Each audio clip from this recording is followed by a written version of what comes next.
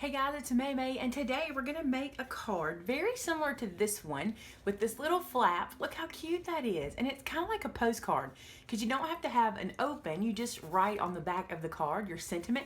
So it doesn't open like a traditional card. Instead, it has a little flip door, and I think it's super cute. So let's get started.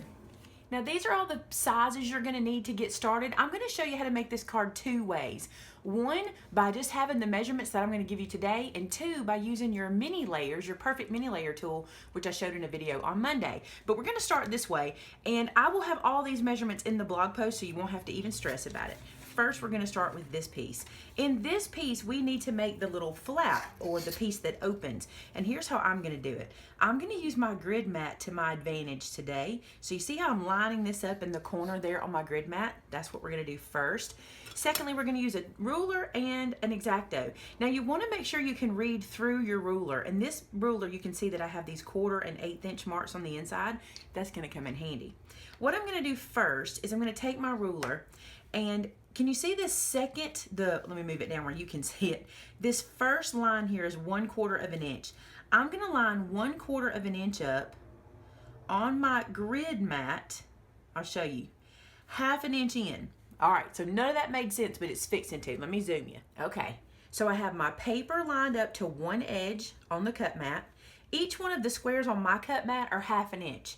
So what I've done is I've taken this ruler and using the 1/4 inch mark on the inside of the ruler, I've lined it up with one of the marks on my grid mat, okay? So that moves me 1/4 of an inch away from the edge. So that's the first place I want to start, okay?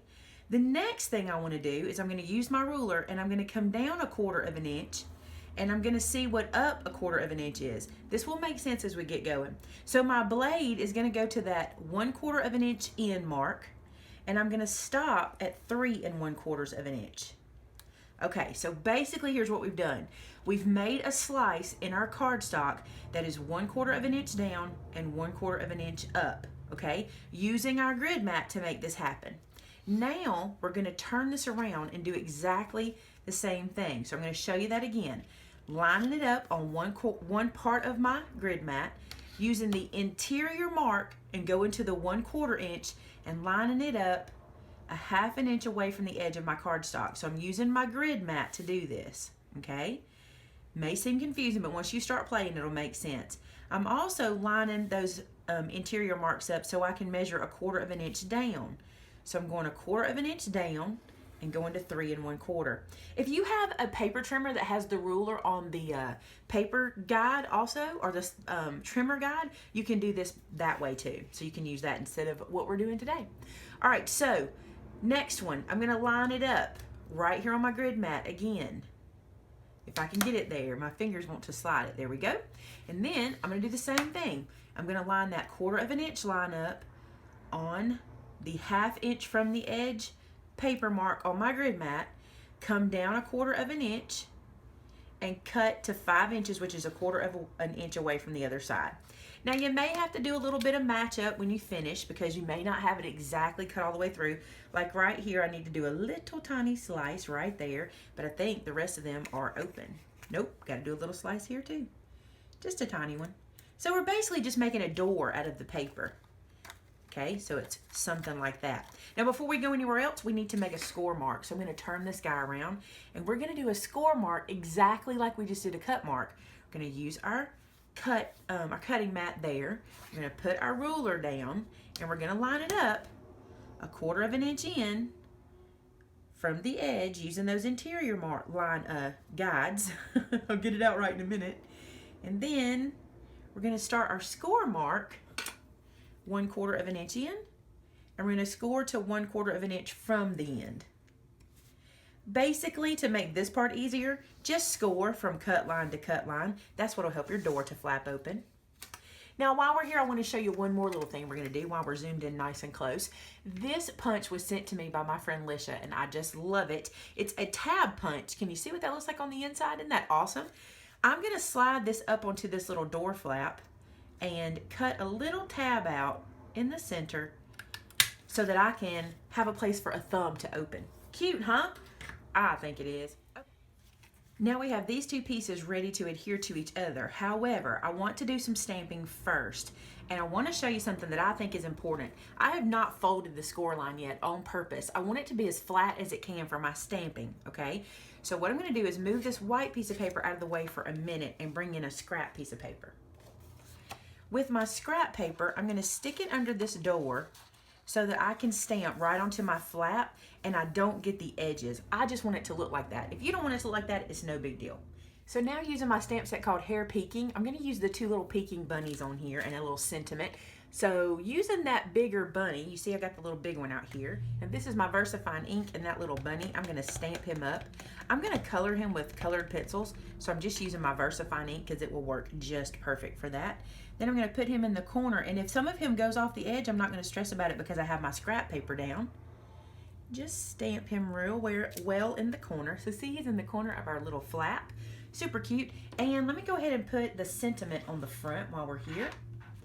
And the sentiment I'm using is from that same set, and it's called Somebody Loves You.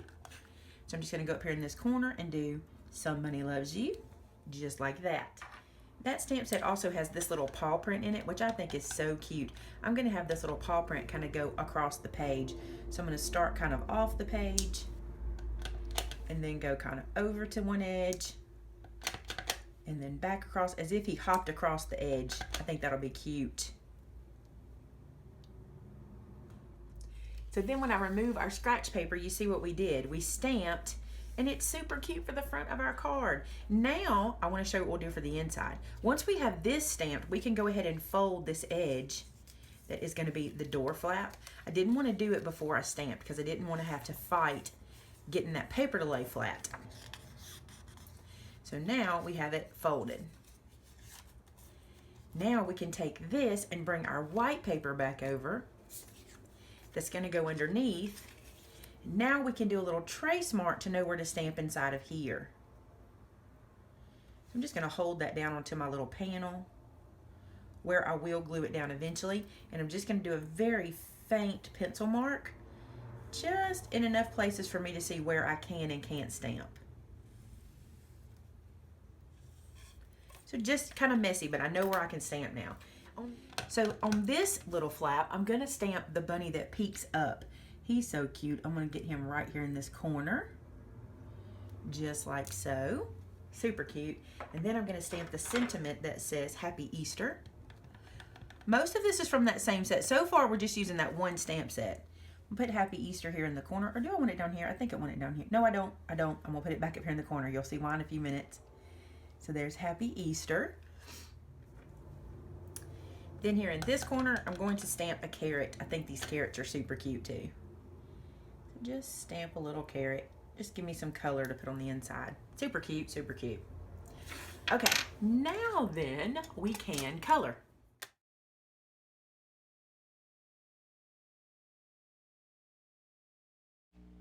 So now these little guys are colored. I did a brown bunny on the outside, a little white bunny on the inside. I think that's cute.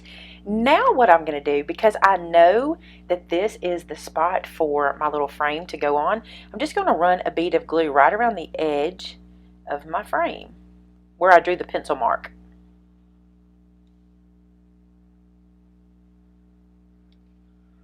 Just like so. And then I can just stick my frame down into that and line it up.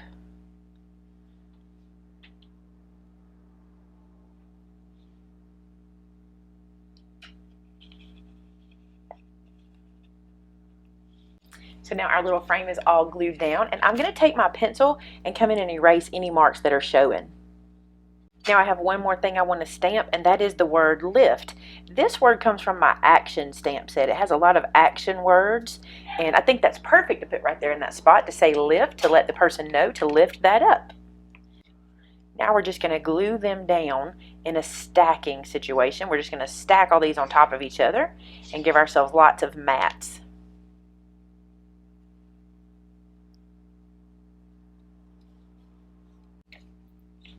We have all the front glued together. Now what I want to do is on the back of the card, because I'm not going to be having an opening for a sentiment, I'm going to use some of that scratch paper I used when I was coloring and stamping and glue it down to the back. No sense to waste it. I used cardstock, so none of that's going to bleed through. We'll be fine. So no one will know we used a little piece of scratch. So there is the one made without the perfect mini layers, just using your ruler and some cut pieces of paper. Now if you want to see me do it with the perfect mini layers, hang around. To use the perfect mini layers, you're still going to start with this piece that you do have to measure. This piece is 4 1/4 by 3 inches. So 4 1/4, 3 this way. I went ahead and did all the little cutting that I showed you in the beginning. Now I would suggest go ahead and do your stamping and everything on this one before you move on to the next part. But for the next part, we're going to cut our white layer that goes behind it. So I have a piece of scrap paper. I just pulled this out of my scrap pile. And what I love about this is we can glue this mat right down.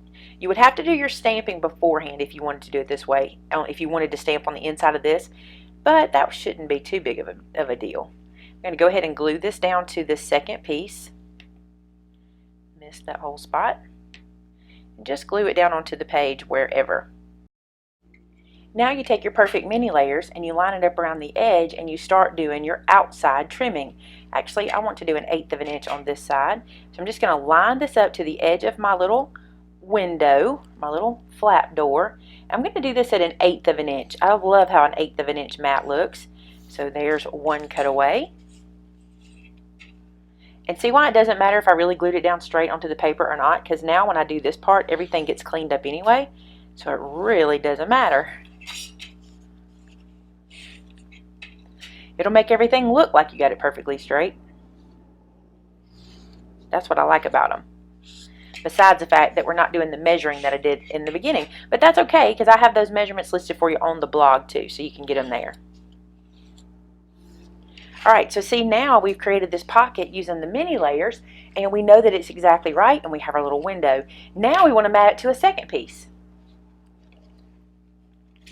So this one I'm going to mat onto this little piece here. I'm going to mat it here because I want to use a lot of the edge. So I'm just going to glue this down. Just like so, somewhere in this area. Like that. And then I think I'll use a 5/8, or no, let's do 1/2 inch. So I'm going to do a 1/2 inch edge all the way around this one.